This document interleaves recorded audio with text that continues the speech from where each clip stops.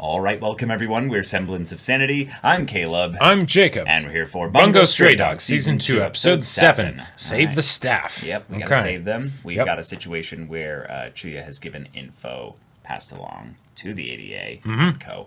But it's mostly just, it could be a trap. It might be a situation where you get on top of the guild's folks that they've sent down there. But they are being manipulated, absolutely and totally. And yet they can't necessarily do anything about it because, well, they still need to save their staff. So, okay. And then just let's hope that, the Port Mafia doesn't get too much of advantage from them fighting the guild. But... yeah.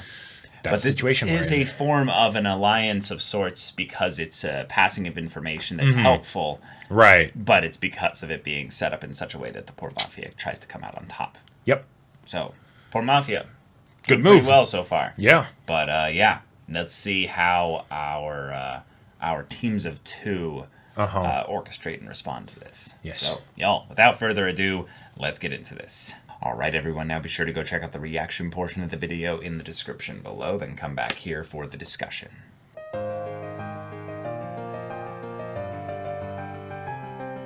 All right, so this was just an action-heavy episode. It's a lot of fun. Yeah, really jumped around to a lot of different little moments and stuff like that, not giving us as much connective tissue as to like what happened in there, and then giving us a lot of exposition regarding how each of the abilities of the guild members that came into this whole thing worked. And some of it worked because it was like, oh, the Port Mafia, do you guys know why we don't deal with Q, we put them in prison because their ability is the worst of all mind control. He goes on to explain it all like that because they don't know really necessarily who Q is. Right. And that makes sense. Right. But then for other times it's like, I've captured the girls. I don't know what we're supposed to do with them. Are we supposed to kill them? No, I don't know. We'll wait for orders. But meanwhile, I'll tell them how my ability works. When it's like, no, I can clearly see you're controlling plants. Right. You didn't need to tell us. We got the introduction for the how the Grapes of Wrath ability worked was fucking awesome. He just takes some seeds, puts them in himself. No, first not puts them in himself. He takes a knife and cuts his own neck. And then puts them in there. Why not your arm? Why not your side? It's the closest connection to the brain for best possible. I think he needed to have into like his spine or something. But as far as the idea of like Lovecraft being in this series, it's like yes, awesome, love it, right? But then it's like, of course Lovecraft has tentacles, right? Like actual but he's just tentacles. Not just tentacles. But his ability wasn't explained. Right. It was like what it seems like is that it's actually like he has like basically a great old one Cthulhu type thing and inside him. Right. And that's what's doing it. Like but he's not But like I've harped on the whole tentacle thing in just a lot. If we you both watch, have, yeah, we both have, right? But the reason why I usually harp on it is because it's most of the time when I see it, incredibly lazy as far as why it exists and what it is and things like that and how it's presented, right? Sure. It's just we have things and we have tentacle-like things and now we can do whatever we want. With Lovecraft, of course it's Lovecraft, so it's perfect for that, right? Yeah. But then Grapes of Wrath, growing a grapevine out of himself and taking over other plants and things, that's awesome. Yeah, that is a great way to do it. And of course it's essentially still tentacle powers, but it's still, it's more fun that way. Yep, yeah. And in a situation where like when they were driving away, I figured, unless they have some kind of like speed thing or something, like okay, the girls are gone, right? They're safe. Well, no, because just wide range, large scale ability. Yeah, okay. Yeah. I really love though how the brother utilized Light Snow in this like perfect way. Yeah. And yes, it would have been maybe just as interesting to see him conjure up a van to be like, or a truck to be like, oh, this will distract them. But no, I made everything here invisible. Right. So that the driver is going to drive straight through it. Yep. That was so perfect. And I loved that it worked because, one, that seems to be the way that this show handles its fights, is that everyone's abilities work. Right. They don't ever roll in, shit, natural one, It doesn't I guess work. I suck right now. It's more of just the thing of how you can tell a little bit that they have to let the other person one-up the other person's ability. It's very JoJo's in that regard. And it does at some points let the sort of meta narrative like direction, hand be shown, because Right. it's like this person has to end up winning, so the first person's going to go first with their ability and show it, so then the other person can one up them or whatever. It's basically the things where Dopo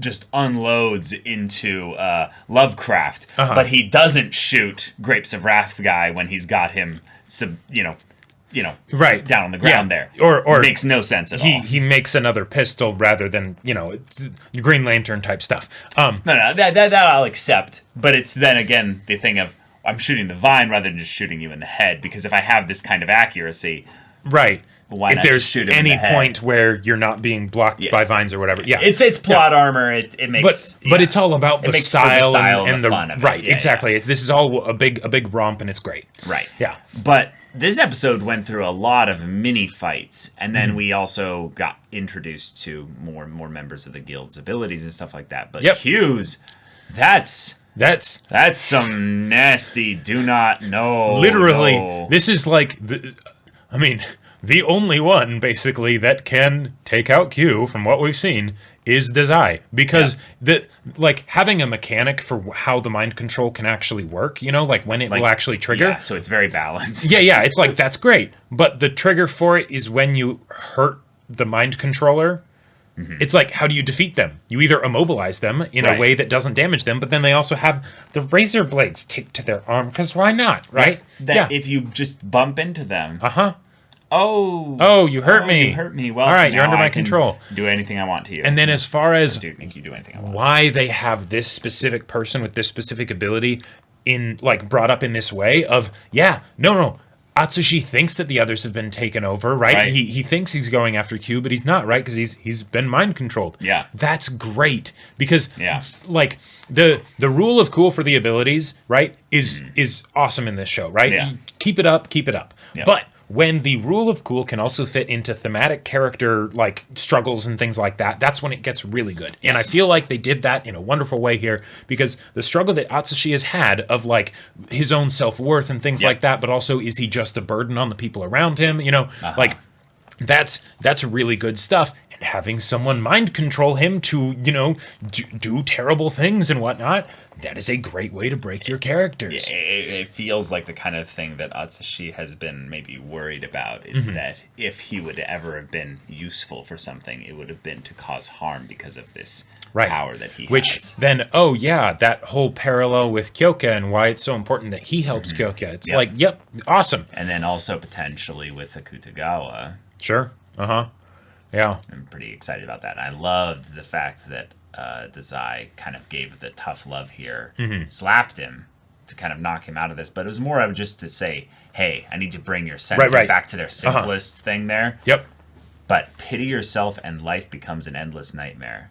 That's such a good line. I think that's basically what Akutagawa lives in. I think that's it. Sure. And that's that he knows what that's like, not because he's necessarily experienced it directly. I mean, he might have, but I think it's also just because of a thing of where, I've seen that before. Are we talking Akutagawa or Dazai? Dazai, Okay. Yeah. I think Dazai has experienced that before. Yep. But it's not a thing that he necessarily presently experiences. Right, and that's probably why he never really accepted Akutagawa, was because Akutagawa was constantly in the self-pity of, Dazai isn't giving me enough, appreciation, acceptance, whatever, or, all these different things, and, didn't grow from it. I just want to come up with a really funny thing here. The Ongo connection is freaky and stuff like that, because it's like, oh shit, is he dead already? But the Francis Scott Key guy, there's a possibility that is his ability money based. He said that kick that was worth like $10,000. I was like, wait a minute. Yeah, he very much reminds me of the Zenny guy from Kill la Kill, of just Takarada bucks, Yeah. I would not be surprised at all if it's just like, yes, I can like some Yakuza stuff of I can eat money and get powerful or something like that. Like my bank vault just starts diminishing as I use power. Or literally, as he gains money, he gains actual power. Oh So my it's the god, idea his that power he's is like, directly proportional to his bank account. his bank account. So it might be a thing of where he's like, oh yeah, of course I'm an American in that regard. But Right. the reason why Stocks he are would up, never, 12%. right, but the reason why they would never pay the bounty on Atsushi is because he's like, would I give up that much power just to No. have? No. So I mean, $70 million. It's not that much. I have plenty of money. Yeah. But that's still power. Oh, Ew. no. Ew. But okay, Ango. The panic he had of giving away all this info, Yeah. and he had this like, I almost wanted to say it earlier, but I thought it was just a art direction or some kind of decision there. But if you look really closely, Ango's eyes here, he's already like dead staring ahead, Yeah. scared. He also stopped the car right in the place where they ended up getting crashed into, which, like, granted, he was wanting Dazai to get out of the car, right? But, like, it seemed like he got some extra information of, like, the present danger that they were in. Well, I think he was already breaking the rules. Oh. And he was basically like, if I make them think, maybe, that they got Dazai here, I can save him. But other than that, Gotcha. I think Ango might be dead. Now, I love that they brought Ango back in, though, because Yes, that was I that was love something that that too. I had been waiting to have happen, like, basically as soon as the previous arc was over, or as soon as we Right. got the twist of, like, oh, Ango was part of the government and everything, and he sort of got escorted out of the story, Right. you know? And if he does have a bigger part to play in this, I would love it, but if he's dead here, then okay. I mean, a lot of the characters have come close to dying and are still alive. That's so true. I'm gonna assume that he's alive Yeah. until we literally see him dead. Right, head on But- a stake and all that, Yeah. But now we get Kyoka Atsushi against leader of the guild. And I gotta say, that Kyoka showing up made me be like, yes! Oh, And shit! then also like, no, she's gonna have to use her ability, and Well, and it might not be enough. Might not be and enough, and- like this very much feels to me like the tragic, insecure character that's been learning to, be strong and stuff because of the main character, and and maybe there's a little bit of a love subplot there. Who knows, knows, yeah. right? And then bad guy comes along, main character is taken out. Girl comes along and basically is like, I'm gonna save you, and they try hard and they do their best, but then they tragically die in front of the main character, and then the main character rages out. Because I get the feeling that Atsushi isn't actually going to get captured here, and that's why they didn't have him get captured when it would have been a piece of cake to capture him earlier in the season. Because that also would have made the plot kind of feel the same as season 1. So, like, Sure. now they still totally could, but I feel like this is going to go very bad, but also well enough for Atsushi directly. But, yeah. well, Atsushi's gonna be okay. It's just Right, whether or exactly. not Kyoka's gonna be okay. So, Yep. Yeah. Yep. yeah. But yeah, y'all, thank you so much for watching this episode's reaction and discussion. If you want to see the next episode's reaction and discussion right now, though, go check out the link in the description below for our Patreon. You can get an early access there. You can watch full-length timer reactions there, and all this comes with Discord access, so you can chat with us in the community there about this show, about anime in general, and also be sure to check out our Twitch channel. We stream every weekday. The info's in the description. Yeah, so if any of that interests you, we'll see you there. But until then, we're Semblance of Sanity. I'm Caleb, I'm Jacob. and we'll see you all Next time.